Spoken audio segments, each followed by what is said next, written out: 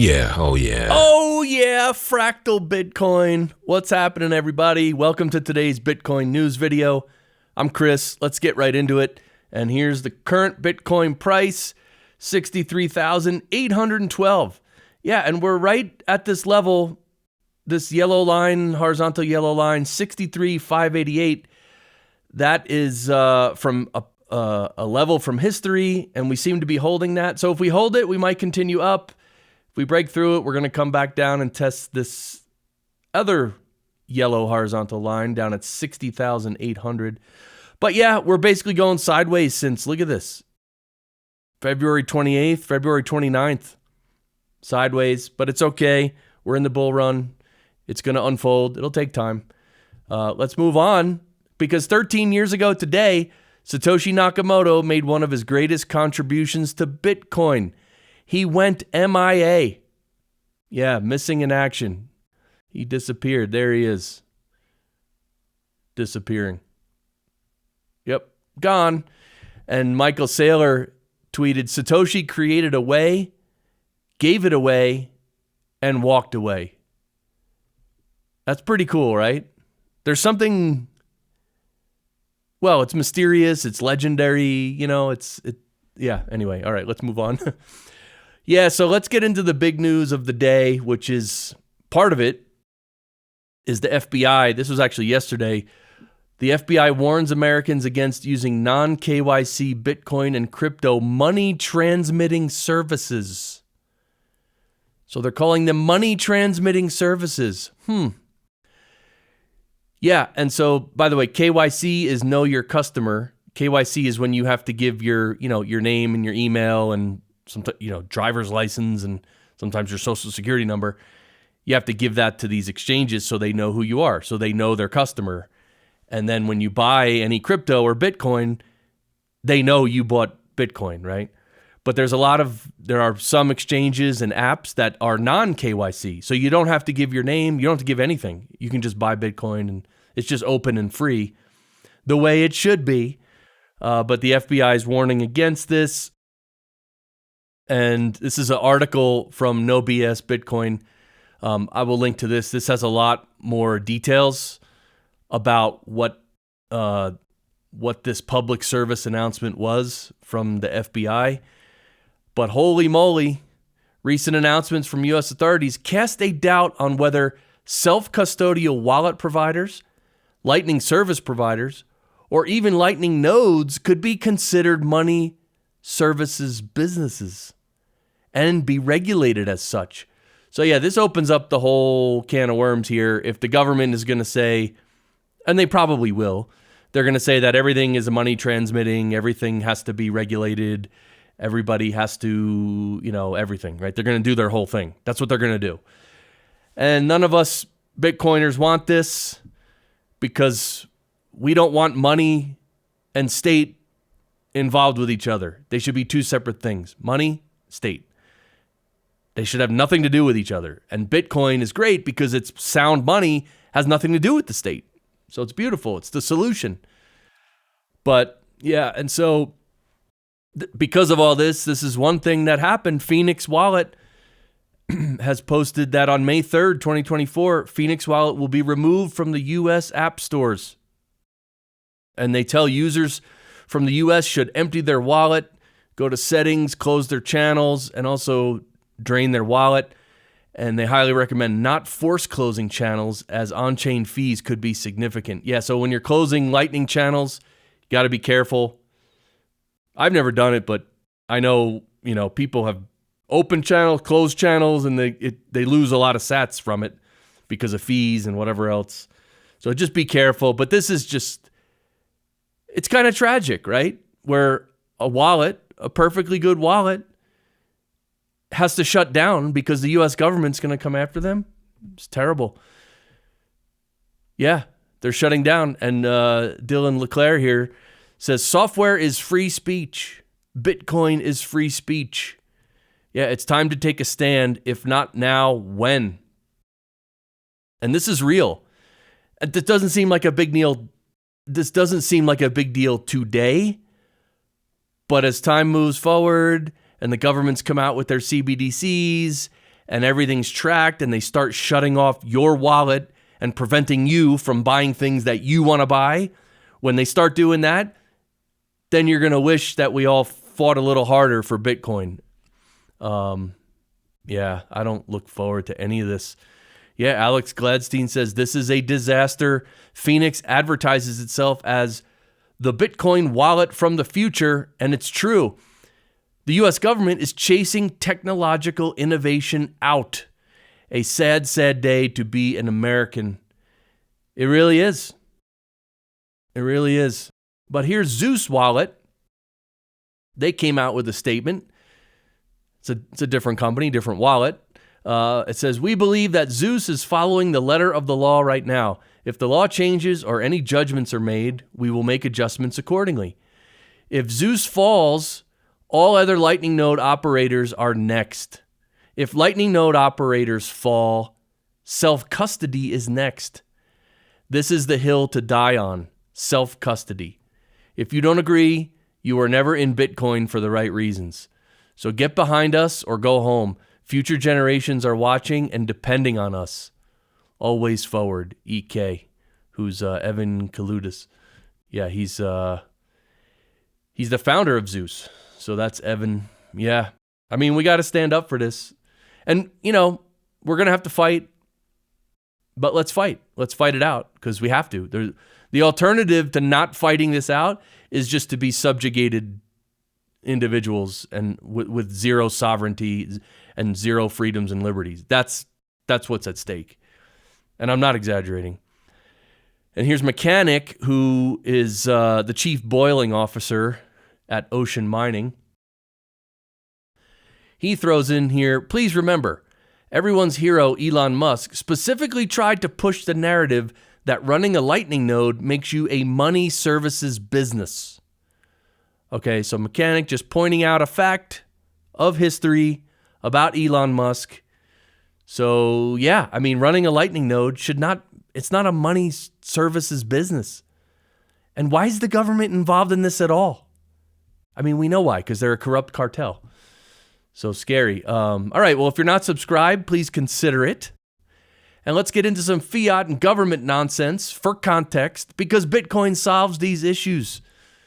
All right, just in, your favorite Senator Elizabeth Warren writes letter to the DOJ claiming cryptocurrency is the payment of choice for child abuse materials. And this is just, okay, what does she do this like every 3 weeks, I think?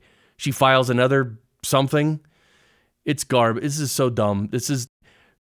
Yes, crypto is used for that, but by far the US dollar is the most corrupt currency. The US dollar is what is mostly used for all corrupt activities everywhere, all the time. So trying to pin it on crypto or Bitcoin, forget about it. But it's just dumb. It's just dumb. It's just politicians. It's a power grab. This is the fight we're going to have to fight. So let's fight. Let's do it. And here's from Joe Kerr. He posts this really good meme of Elizabeth Warren talking to herself in the mirror in the bathroom. You are not just a tool pushing the agenda of the big bankers.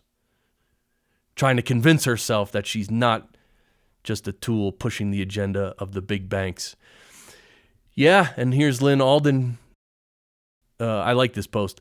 When countries enter fiscal dominance, they almost invariably turn up the capital controls. Commerce is intrinsically peer-to-peer, but many of those in power want all payments to go through centralized, permissioned, surveilled, approved corporate/government gateways. And so, yeah, this is what the government wants. They want control of everything, and they want you to have no freedoms and liberties, and this is dangerous. Crypto T says, the FBI calls crypto money so they can arrest you for money laundering. The IRS calls it property so they can tax you on capital gains. The SEC calls it a security so they can sue every exchange. The CFTC calls it a commodity so you can't use it as a currency. No one can make up their mind. It's just that every branch of government knows that it's bad and they're gonna attack you and take away your freedoms and liberties in their own unique way. And they all do it in a different unique way. It's complete ridiculous corruption. This is all garbage. We need to not allow this. And here's the cycle. I wake up, there's a new infringement on my freedom. Then I wake up, there's a new infringement on my freedom. Then I go to sleep, then I wake up. It's a circle. This is what life is these days. We can't let this happen, guys. Here's news. For the first time in our nation's history, a 30-year-old man or woman isn't doing as well as his or her parents were at 30. And this is from Scott Galloway on MSNBC. Fiat steals future generations' wealth. Hashtag Bitcoin. So yeah, you could see here, look at this, the percentage of children earning more than their parents. In the 40s, it was like 80 or 90%. In the 50s, it was like 70%. 60s was like 60%. And now today, we are, these numbers are weird on the bottom here, but apparently we're down under 50%. So that means, how awful is that? I really feel for the younger generations, growing up, and they like the possibility of owning a home, and everything financially is so much harder. And it's because these corrupt cartel that call themselves government, they're just literally sucking the value and sucking the money out of everybody. It's horrendous. So Freddie New has a good post here. This week may feel very, very dark for Bitcoin and for those who believe that all people everywhere should be able to transact freely with each other as one of their most basic freedoms.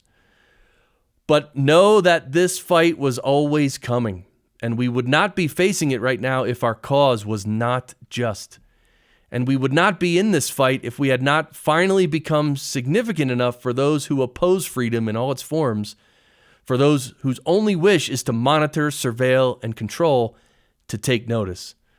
I'll have more to say on this and on what steps we might be able to take to continue transacting freely, peer-to-peer, without fear or favor. But right now, please just hold on to that consideration. You are not alone. Your aims and goals are just, and we are legion. So yeah, we, as Bitcoiners, we have to hold the line. We have to uphold this. So thanks to Freddie New for that message. Here's Max Kaiser. Love this guy. He says, Bitcoin is separating money from state in real time, and the state is dying. They'll lash out and try everything to stop their collapse, but it's over for the state. And I agree with this. I love when Max says this. He said it before. It's over. The US dollar is done. It's just going to take time for it to completely go down and become worthless. And Bitcoin is here to stay, and it's slowly rising up, and no one can stop it.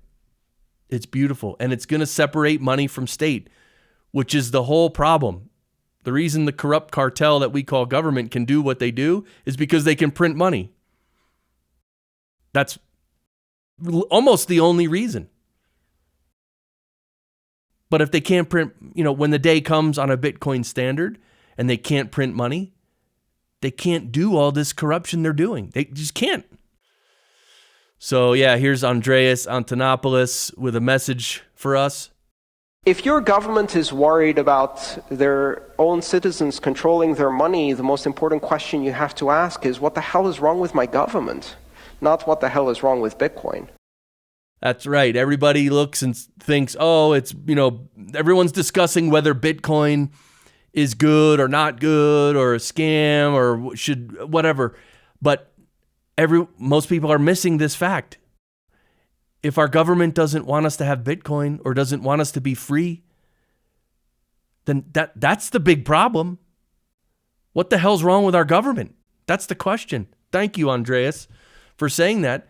And Bitcoin 2024, this is a big event in Nashville on July 25th to the 27th. There's a bunch of cool speakers. There's a bunch more that just got announced. So, I don't know. A lot of heavy hitters, even more. Like there's so many speakers at this event. So I'm looking forward to it this summer in Nashville. And just to finish on Clown World here, just to let you know, because we live in Clown World now, the UN climate chief has said that there are 2 years left to save the planet. Per Reuters. Oh my God. They've been saying this for literally at least 50 years, at least since I was born in the early 70s. Every 5 years, 10 years, you know, the acid rain. There's been so many different ways the government is trying to scare us with climate change. It's just continuing now. It's just dumb. And don't forget, another day in Clown Planet, because the New York Post posted, breeding cows that fart less could help curb global warming, a new study. Yeah, effing Clown World, all right? Well, this is not Clown World. FractalBitcoin.com. Click this link on the top here. Join our Locals community. Come over here and hang out with us on Locals. This is our community where we can say anything we want. We don't have to worry about getting kicked off of any platforms. But that's it for today's video. I really appreciate you watching. If you want to subscribe to the channel, please do, and follow the channel and like the video. But yeah, all right, well, have a great weekend, everybody. I'll be back Monday with another Bitcoin news video. So really enjoy your weekend and enjoy your life. You know, on this show, I cover all kinds of good things like Bitcoin and all kinds of crazy things like all the fiat and government nonsense. But at the end of the day, always remember, we are human beings living on this spherical planet in the middle of this ocean of space, and we're having this experience being alive as humans. So make the most of it. Explore yourself, your deeper self, and ground yourself, and also enjoy. Enjoy it. There's no reason we shouldn't be able to enjoy it. So, all right, have a great weekend. I'll see you Monday. Bye.